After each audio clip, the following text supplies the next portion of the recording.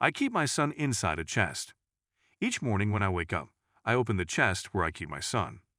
I stroke his small skull and murmur good morning, although I know he can no longer hear me. I hope he doesn't think I've abandoned him. I hope he knows I never will. When my son died of a fever, I refused to let him go. He was only a baby and all that I had left. So I turned to the stories my own mother had told me, the rituals and legends I'd learned in childhood. The rules of bringing someone back from the underworld seemed so easy. I scoff at the stories of those who failed, sure that my willpower would be stronger than theirs.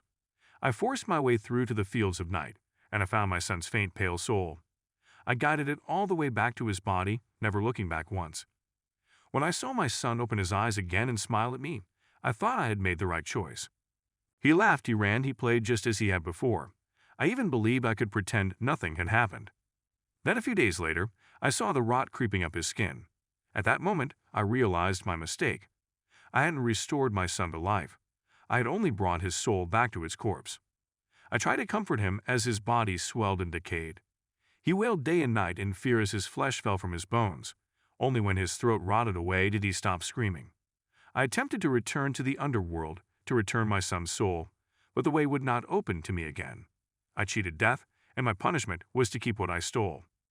When his ligaments finally broke down, I gathered his bones and placed them in the antique chest I inherited from my mother. Only the best would do for my son. Sometimes my son's bones lie still inside the chest for hours, even days, and I dare to hope that his soul found its way back to where it belongs. But sooner or later, his bones always begin to rattle again, and I know he's still alive. Once, all I wanted was to have my son here with me. But now, I would give anything for him to die.